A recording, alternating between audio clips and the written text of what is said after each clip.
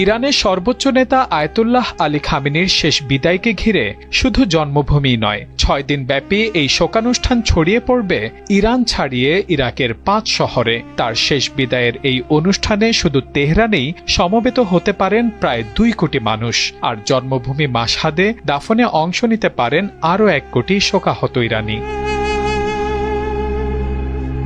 শুধু কি জনসমাগম, প্রিয় নেতাকে বিদায় জানাতে ব্যস্ত পৃথিবীর 17তম বৃহৎ এই রাষ্ট্রের পুরো প্রশাসন যন্ত্র।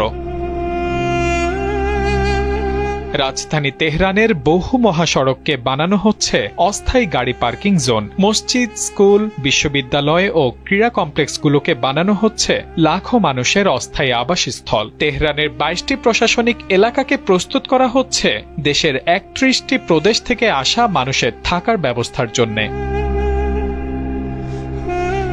দেশটির আধা সামরিক বাহিনী বাসিজ দায়িত্ব নিয়েছে পুরো আয়োজনের লজিস্টিক পরিচালনার। দেশের নিরাপত্তা নিশ্চিতে জীবনের শেষ মুহূর্ত পর্যন্ত প্রিয় নেতার কমান্ডে চলত যে Islamic revolutionary guard corps IRGC, সেই বাহিনী নেতৃত্ব দিবে পুরো আয়োজনের নিরাপত্তার। বাতিল হতে পারে বহু ফ্লাইট, বড় শহরগুলোতে প্রবেশেও থাকবে কঠোর নিয়ন্ত্রণ।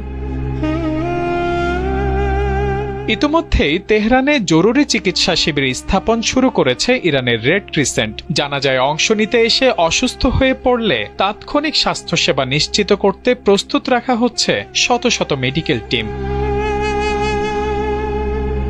গত 28 ফেব্রুয়ারি যুক্তরাষ্ট্র ও ইসরায়েলের যৌথ হামলায় নিহত হন 37 বছর ধরে ইরানের সর্বোচ্চ নেতা হিসেবে দায়িত্ব পালন করা খামেনি। যুদ্ধ, স্যাংশন, যুদ্ধবিরতি ও পরবর্তী কূটনৈতিক আলোচনার কারণে তার দাফন পিছিয়ে যায় প্রায় 4 মাস।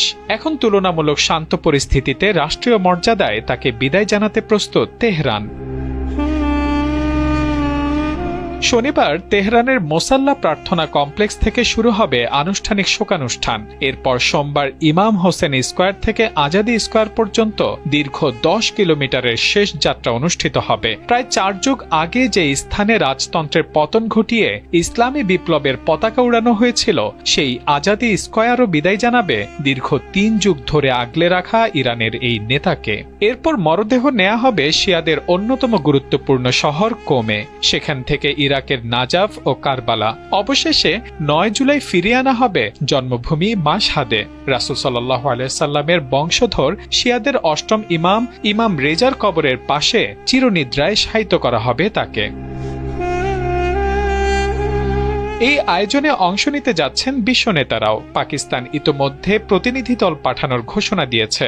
ভারত, রাশিয়া, চীন ও উপসাগরীয় দেশগুলোর প্রতিনিধিদের অংশগ্রহণ নিয়েও চলছে কূটনৈতিক আলোচনা। বাংলাদেশের প্রতিনিধিত্ব করবেন স্পিকার হাফিজুর রহমান। এছাড়াও রাজনৈতিক দলগুলোর নেতৃবৃন্দ উপস্থিত হবেন মূল অনুষ্ঠানে। শোকানুষ্ঠান অনুষ্ঠিত হচ্ছে এমন এক সংবেদনশীল সময়ে যখন একদিকে যুক্তরাষ্ট্র ও ইরানের মধ্যে চলছে পারমাণবিক কর্মসূচি, হরমুজ প্রণালীর নিরাপত্তা এবং নিষেধাজ্ঞা নিয়ে আলোচনা। অন্যদিকে বিশ্বজুড়ে নজর খামেনির বিদায় অনুষ্ঠানের প্রতিটি মুহূর্তে। 1989 সালে ইরানের ইসলামী প্রজাতন্ত্রের প্রতিষ্ঠাতা রুহুল্লাহ খোমেনির জানাজা, 2020 সালে কাসেম সোলাইমানির শেষ যাত্রা কিংবা 2024 সালে প্রেসিডেন্ট ইব্রাহিম রাইসির দাফনে লাখো মানুষের ঢল নেমেছিল। কিন্তু এবার সেই সব রেকর্ড ছাড়িয়ে যাওয়ার সাক্ষী হতে যাচ্ছে তেহরান। কারণ এটি শুধুই একজন নেতার বিদায় নয়, এটি 37 বছর ধরে বহিঃশত্রুর হাত থেকে 3 প্রজন্মকে আগলে রাখা এক মহান নেতার সমৃদ্ধকালের সমাপ্তি। আর তাই সেই অধ্যায়ের শেষ পাতার সাক্ষী হতে প্রস্তুত হচ্ছে তারই রেখে যাওয়া কোটি কোটি মানুষ।